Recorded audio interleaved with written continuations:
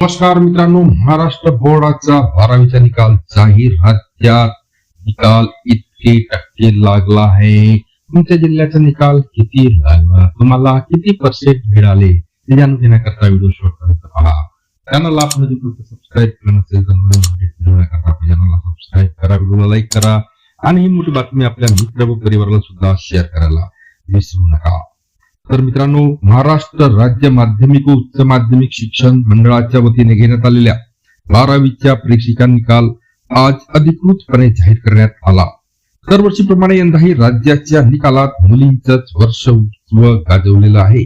राज्याचा निकाल हा 89.79% लागला. पुणे मुंबईसह अनेक विभागांचा निकाल समाधानकारक लागला आहे. सर्वात जास्त निकाल कोकण विभागाचा तर सर्वात कमी निकाल हा लातूर विभागाचा लागला आहे.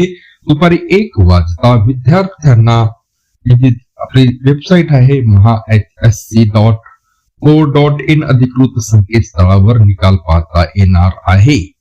निकालाची महत्वाची आणि ठळक वैशिष्ट्ये पहा मित्रांनो. राज्याचा एकूण निकाल हा 89.79%, मुलींचा निकाल 93.15%, मुलांचा निकाल 86.80%. सर्वात जास्त निकाल असलेला विभाग कोकण विभाग. कोणत्या विभागाचा निकाल किती लागला ते जाणून घ्या मित्रांनो.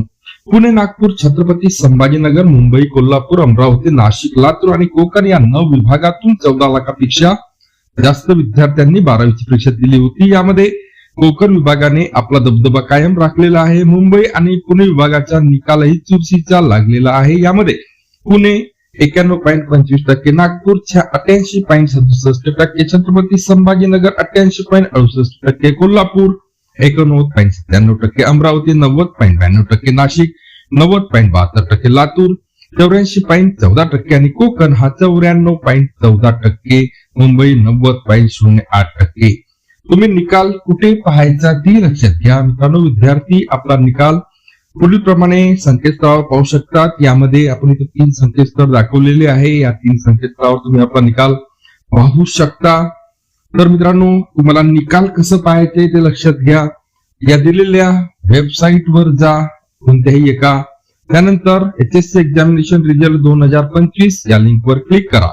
तुमचा सीट नंबर किंवा रोल नंबर टाका. तुमच्या आईचे पहिले नाव टाका. व्ह्यू रिझल्ट वर क्लिक करा.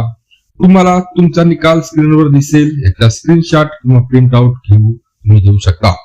पुन्हा भेटूया नवीन अपडेटसह पुढच्या व्हिडिओमध्ये. धन्यवाद.